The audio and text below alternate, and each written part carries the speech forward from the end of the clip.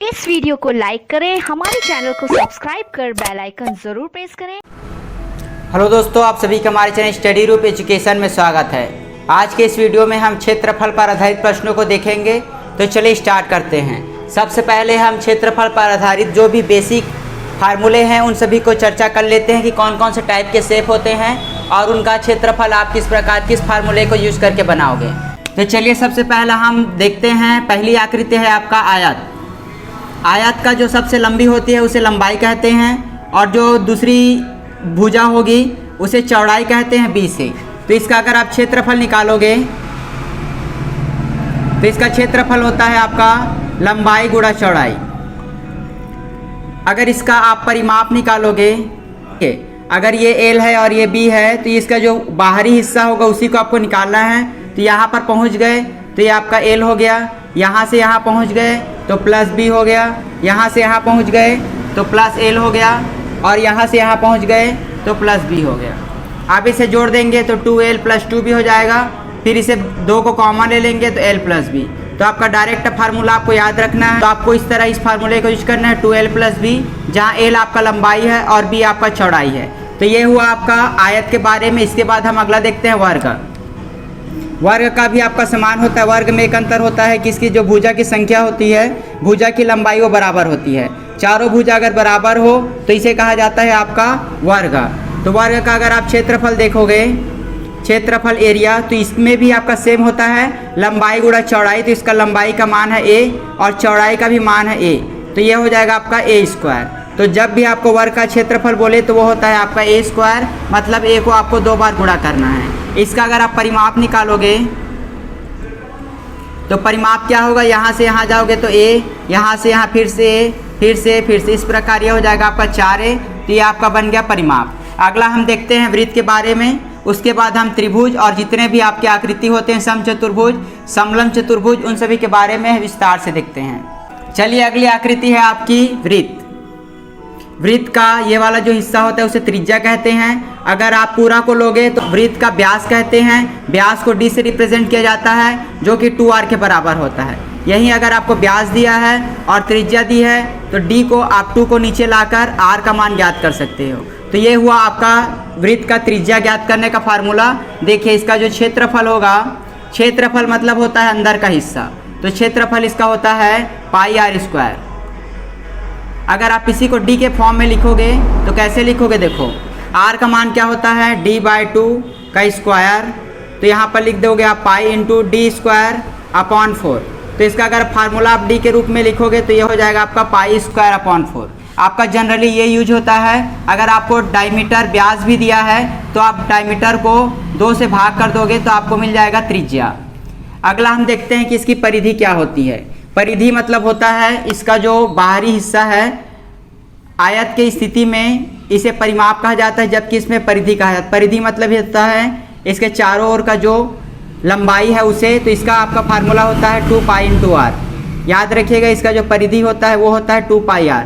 यहाँ पर r त्रिज्या है, पाई का मान आपको लेना है 22/7 और 2 इस प्रकार गुणा करके आप परिधि ज्ञात कर सकते हो। तो इस प्रकार के प्रश्नों में आपको परिमाप परिधि दिया रहेगा, आपको त्रिज्या ज्ञात करने के लिए बोलेगा, या फिर इसी तरह के आपको प्रश्न हम आगे देखेंगे कि उसे किस प्रकार सॉल्व करना है। देखिए इसी वृत्त में एक और चीज़ बनता है आपका, इसे इंग्लिश में सेक्टर कहा जाता है, हिंदी में चाप।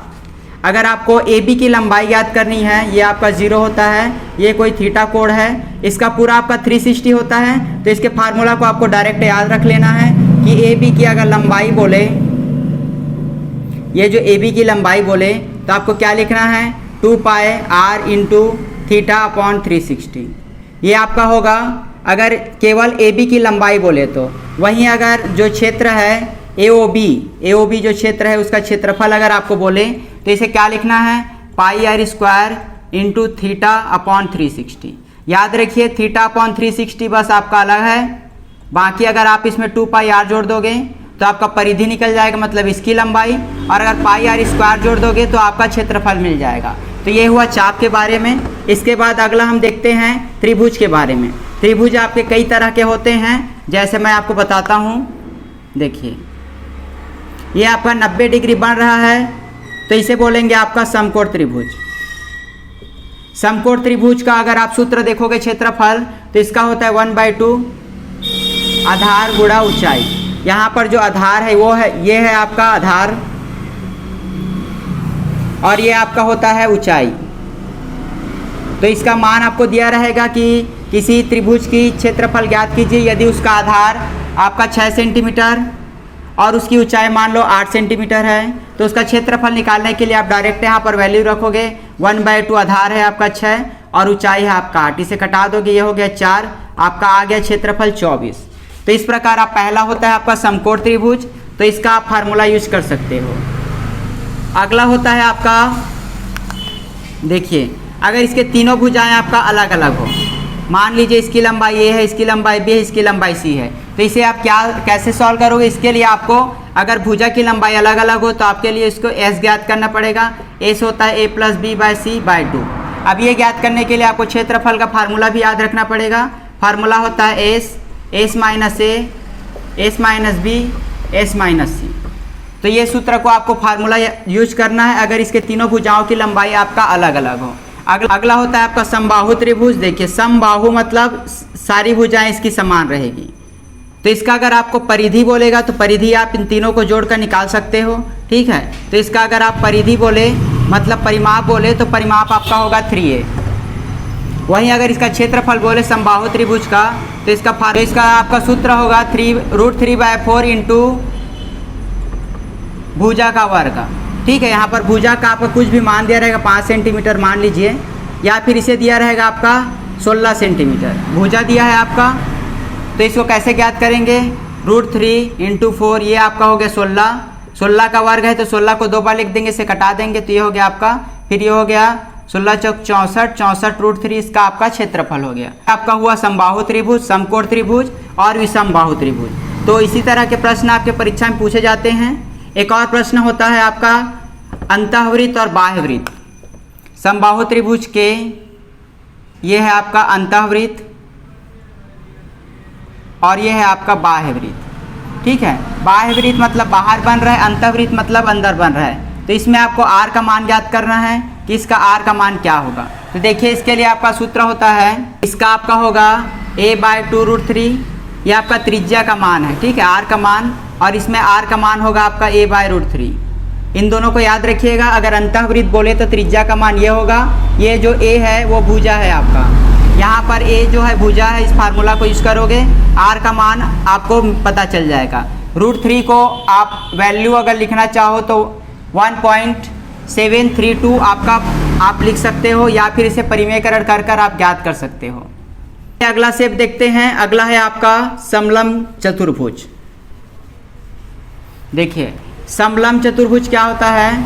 समलंब चतुर्भुज की एक खासियत होती है कि इसकी जो आमने सामने की भुजा केवल 2 भुजा समांतर होगी, बाकी जो 2 भुजा रहेगी वो आपका अलग अलग रहेगी। तो इसे बोला जाता है आपका समलंब चतुर्भुज। इसका आपका क्षेत्रफल ज्ञात करना है, तो इसका क्षेत्रफल होता है आपका 1/2, ठीक है। यहाँ पर देखिए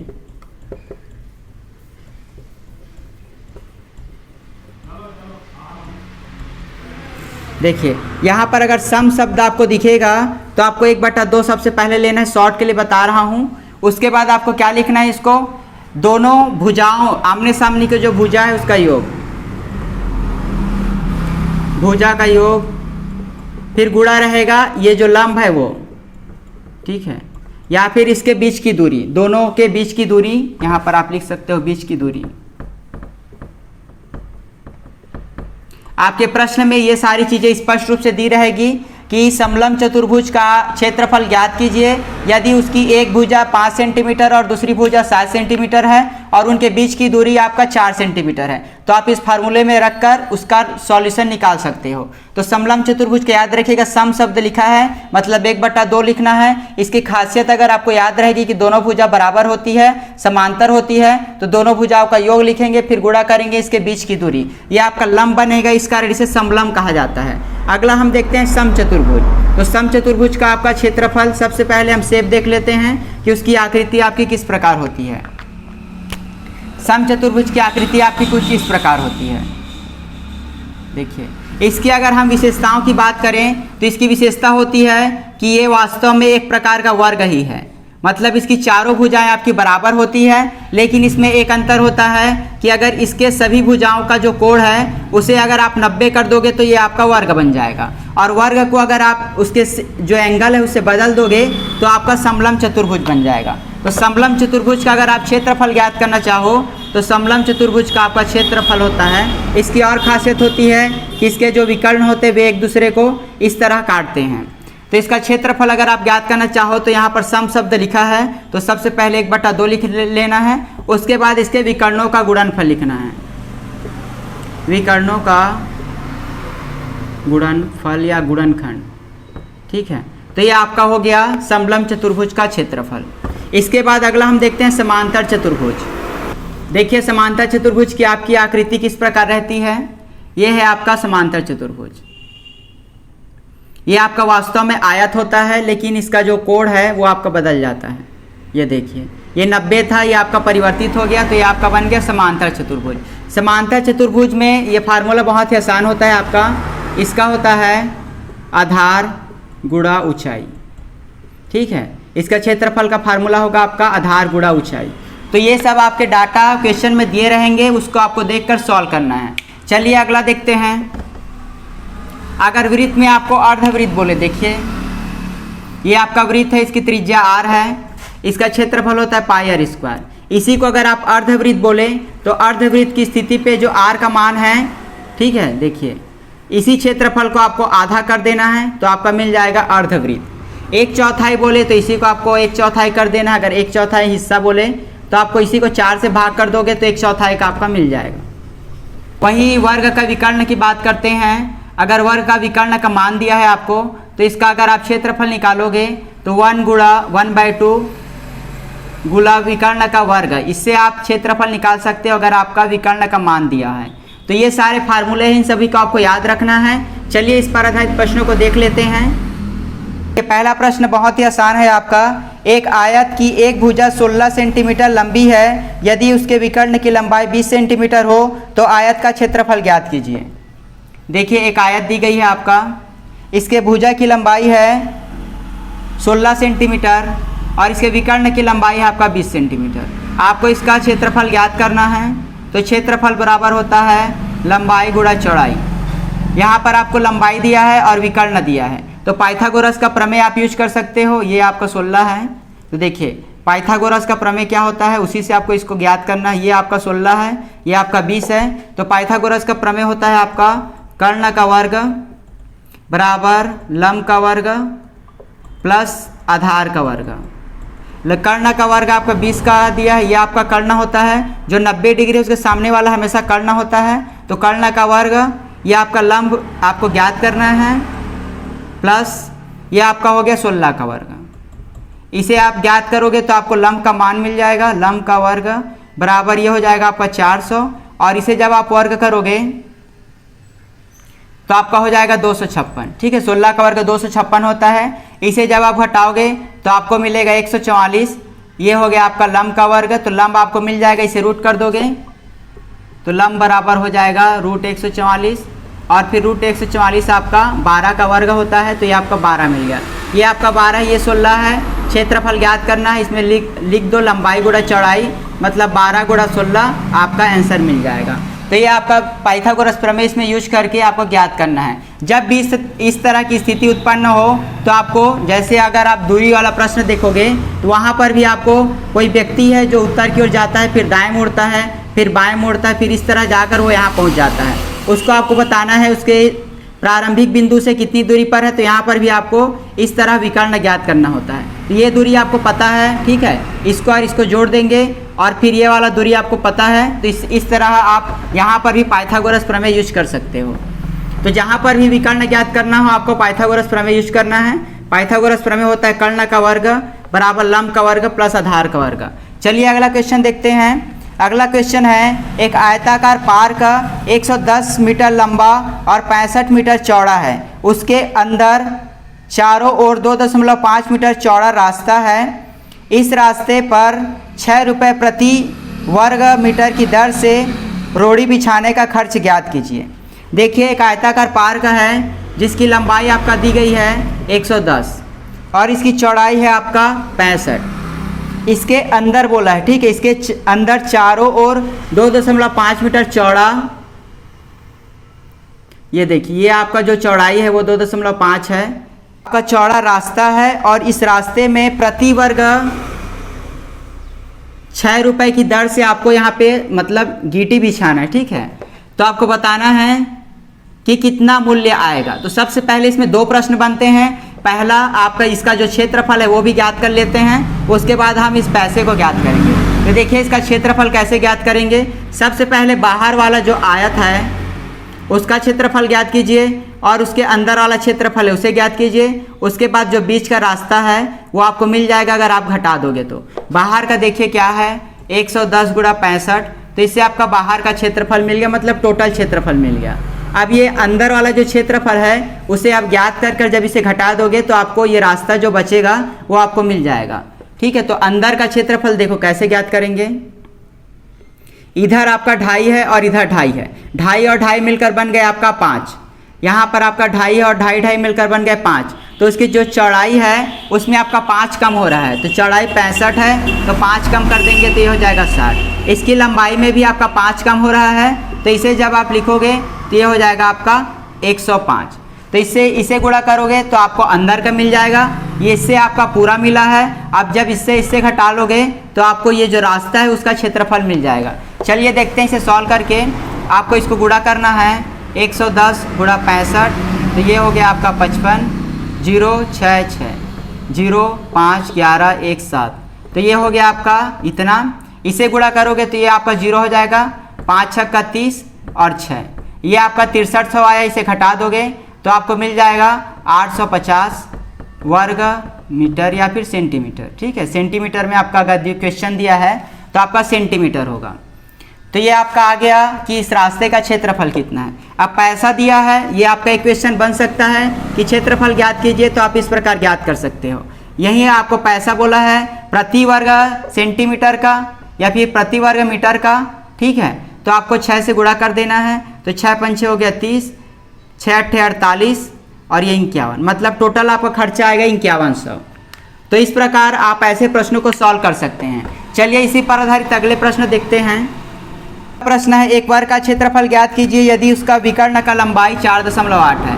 एक वर्ग है, विकर्ण की लंबाई आपका 4.8 दी है, इसका क्षेत्रफल ज्ञात करना है। तो क्षेत्रफल का आपको फार्मूला लिखना है 1/2 इंटू विकर्ण का वर्ग। विकर्ण के जगह रख देंगे 4.8 गुणा 4.8, इसे कटा देंगे और इसे गुणा कर देंगे तो आपको उत्तर मिल जाएगा। ये आपके आसान क्वेश्चन है। एक समकोण त्रिभुज पर आधारित प्रश्न देख लेते हैं। ये सभी आपके आसान प्रश्न हैं। इसमें दिया है आपका आधार की लंबाई 12 सेंटीमीटर है, कर्ण की लंबाई 13 सेंटीमीटर है। अब आपको बताना है कि इसका क्षेत्रफल क्या होगा। देखिए तो समकोण त्रिभुज का क्षेत्रफल हमने पढ़ा था 1/2 आधार गुणा ऊंचाई। यहाँ पर आपको आधार का मान दिया है 12, ऊंचाई आपको नहीं पता है तो इसमें भी आपको पाइथागोरस प्रमेय यूज करना है।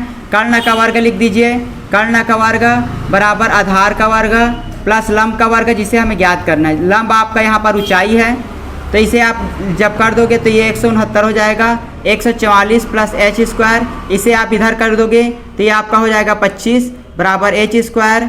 h बराबर हो जाएगा आपका √25, तो वैल्यू ऑफ h आएगा आपका 5। h आपका 5 मिल गया, यहाँ पर रख देंगे, इसे कटा देंगे तो आपका आ गया 6 पंचे 30। समकोण त्रिभुज में इस प्रकार के प्रश्न आपसे पूछ सकते हैं, तो आपको ऐसे ज्ञात करना है।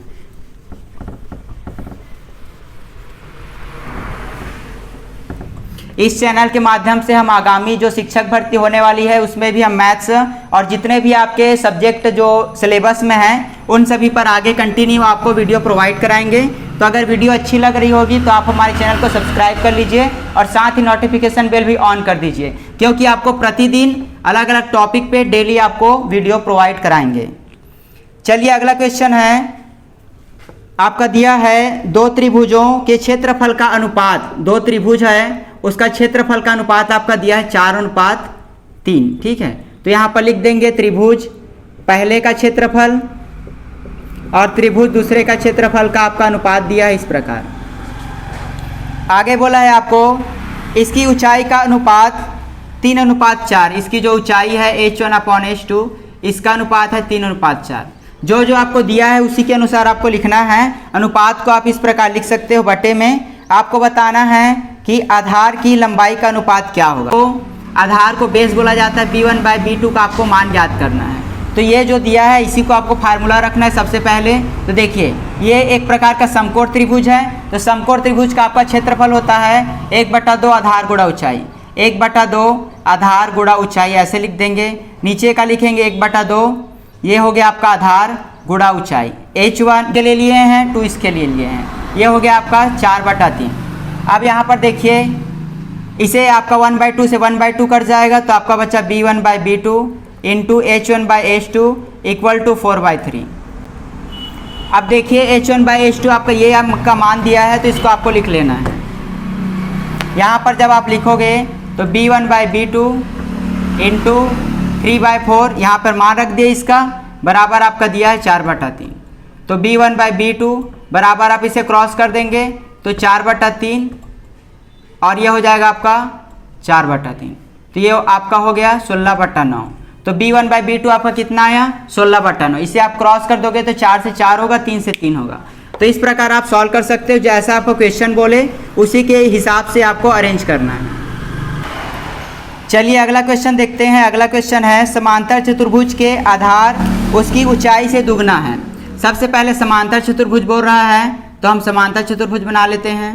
इसका आधार जो है, इसका जो बेस है और इसकी जो ऊंचाई है, तो बेस जो है वो ऊंचाई का दुगना है बोल रहे हैं। अगला बोला है यदि इस चतुर्भुज का क्षेत्रफल 72 हो, अगर आपका एरिया का मान 72 दिया है क्षेत्रफल, तो आपको ज्ञात करना है कि उसकी ऊंचाई, ठीक है, इसका ऊंचाई आपको ज्ञात करना है। तो चलिए इसे सॉल्व करते हैं। इसका आपका फार्मूला आपको पता होगा, एरिया इक्वल टू होता है आधार गुणा ऊंचाई, ठीक है। ये आपको ज्ञात करना है। बेस का वैल्यू यहाँ पर लिख देते हैं, B इंटू H बराबर 72 है आपका। B का मान हम H के फॉर्म में लिख देते हैं यहाँ पर 2 इंटू H। H को आपको ज्ञात करना है, ये हो गया आपका 72।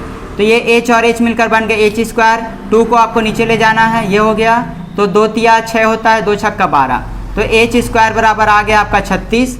H बराबर ये हो जाएगा आपका √36 और H बराबर आपका आ गया 6। तो इस प्रकार आप इसे सॉल्व कर सकते हो। आपको जो मैं क्षेत्रफल का फार्मूला बताया उसे आपको समझना है और साथ ही आपको डायग्राम भी देखना है। जैसा आपको बोला जाए उसी के अनुसार आपको सॉल्व करना है। चलिए अगला क्वेश्चन देखते हैं। एक रस्सी की लंबाई ज्ञात कीजिए जिससे एक गाय को खूंटे से इस प्रकार बांधा जाता है कि वह गाय 9856 वर्ग मीटर भूमि को चर सकती है। यहाँ पर एक खूंटी है और यहाँ पर एक गाय को बांध दिए हैं, ठीक है। अब गाय को आपको देखना है, गाय ऐसे एरिया को चर सकती है, उसका आपका एरिया दिया गया है। ये जो गाय है वो घूम घूम कर इतने सारे एरिया को चर सकती है। इसका क्षेत्रफल है आपका, यहाँ पे दिया है 9856, मतलब इसका एरिया है आपका 9856। अब आपको बताना है कि रस्सी की लंबाई मतलब आपको R ज्ञात करना है। ये आपका एक वृत्त बन जाएगा। तो इसका सूत्र होता है आपका πr² क्षेत्रफल का 9856। तो R², इसका मान लिख देंगे 22/7 इक्वल टू 985। इसे आपको कटाना है, देखिए ध्यान से। R² बराबर 9856 गुणा 7, इसको आपको उस साइड शिफ्ट कर देना है। देखिए ये जो 7 है वो ऊपर जाएगा, तो 7 ऊपर में हो जाएगा और नीचे आपका 22 आ जाएगा। यहाँ पर 22 दिया है, इसका मतलब आप समझिएगा कि ये 11 से कटने वाला है। 11 2 जा 11 8 जा, ठीक है, 11 8 जा 10 बचेगा, 105 हो गया। तो 11 9 जा, देखिए ध्यान से, 11 9 जा 99 होता है। यहाँ पर आपका 6 बचेगा और 11 6 जा ये आपका इतना आया। यहाँ पे 2 से कटा देंगे, 2 1 जा 2। जब भी 22 नीचे है समझ जाइएगा 11 से कटने वाला है। 2 चौक 8, 2 चौक 8, 2 8 16। तो R² आपका आ गया 448 × 7। अब देखिए R² है, मतलब ये भी आपका स्क्वायर ही होगा, ठीक है। तो इसे गुणा कर लेते हैं, या फिर इसे आप तोड़ोगे तो आपको कुछ इस प्रकार मिलेगा 7 × 7, ठीक है। अब ये जो कुछ और अंक इसमें ऐड होगा, ठीक। तो R² इक्वल टू, इसे कैसे निकालेंगे, 4 4 8 को जब आप 7 से भाग दोगे, मतलब 7 को निकाल दिए हम अलग, काट दीजिए, 7 छक्का 42 और यहाँ पे 2 बचेगा और 7 चौक 28, मतलब 64 आ रहा है। तो 64 को आप लिख सकते हो 8 × 8। इसे समझिए, आपका वर्ग हमेशा जोड़े में रहता है। 7 आपका है तो एक और 7 आपका रहेगा ही, और जब 7 को आप निकाल दिए इस पूरे अंक में, 7 को आपको इस अंक से निकालना है तो 7 को भाग दिए तो आपको मिल गया 64, तो ये आपका मिल गया। अब आर स्क्वायर लिखोगे आर का मान, तो एक एक आपको वैल्यू लिखना है, तो ये आपका हो गया 7 8 56। वैल्यू ऑफ आर आपका आ गया 56। तो इस प्रकार आप सॉल्व कर सकते हो। चलिए अगला क्वेश्चन देखते हैं। अगला क्वेश्चन आपका आयत के अंदर का जो हम रास्ता वाला देखे हैं उसी पर आपका आधारित रहेगा। इसके बाद कल के वीडियो में हम इसी को कंटिन्यू करेंगे, इस पर आधारित और भी जितने भी प्रश्न हैं उसे हम सॉल्व करेंगे। अगर आप वीडियो पाना चाहते हैं तो हमारे चैनल को सब्सक्राइब कर सकते हैं। चलिए देखते हैं एक और क्वेश्चन देखते हैं। यह भी पहिया पर आधारित है। एक पहिया है, ठीक है, वो 88 किलोमीटर की दूरी को तय करता है और इसके चक्करों की संख्या है आपका 1000। तो देखिए, जैसा हम जानते हैं कि जो पहिया का परिधि होता है वही उसका एक चक्कर होता है, तो पहिया का परिधि होगा आपका 2πr, ठीक है। ये आपका एक चक्कर हुआ, टोटल चक्कर है आपका 1000। 1000 चक्कर लगाएगा तो वह 88 किलोमीटर की दूरी को तय कर लेगा, ठीक है। तो इसमें एक चीज़ याद रखना है आपको, जो यूनिट है वो आपका समान होना चाहिए। आपका अगर आंसर सेंटीमीटर में दिया है तो किलोमीटर को भी सेंटीमीटर में कन्वर्ट करना है, तो ये आपका हो जाएगा, आपको 10 की पावर 5 से आपको गुणा करना है। तो इसे सॉल्व करते हैं। इसमें आपका आर का मान ज्ञात करना है कि जो पहिया है उसकी त्रिज्या कितनी है आपको पूछा है, तो इसे रख देते हैं 22/7। इसे याद रखिएगा, ये आपका वृत्त की परिधि है, मतलब एक चक्कर में वह इतनी दूरी तय करता है। वहीं 1000 चक्कर लगाए तो गुणा कर देंगे, तो 1000 चक्कर में वह इतना दूरी को तय कर रहा है। 88 गुणा इसे लिख देंगे। देखिए, अब इसको आपको ट्रांसफ़र करना है, यहाँ पर आपका आर भी रहेगा, तो आर बराबर 88, ये आपका हो गया 50। इसको नीचे ले आएंगे, 22 भी आपका नीचे आ जाएगा, ये आपका ऊपर चल जाएगा, देखिए, और ये 2 भी है, इसको भी ले आएंगे। यहाँ का जो ऊपर वाला है वो नीचे जाएगा और ये नीचे वाला आपका ऊपर जाएगा। अब कटा देंगे, 3 0 से 3 0 कट गया आपका, 11 दूनी 11 अट्ठे, 2 से 2 कटेगा तो 4 बचेगा, यहाँ पर भी 2 बचेगा।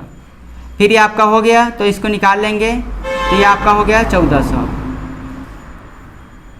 ठीक है। तो आपका ये सेंटीमीटर में आ रहा है। अगर प्रश्न में बोले मीटर में तो आपका इसका होगा आर बराबर 14 मीटर, ठीक है। आपका प्रश्न मतलब इसमें मीटर में दिया रहेगा, तो आपका वैल्यू आ जाएगा आर का 14 मीटर। तो ये हुआ क्षेत्रफल पर आधारित प्रश्न। आगे के कल के वीडियो में हम इसी पर आधारित और प्रश्नों को देखेंगे। तब तक के लिए धन्यवाद।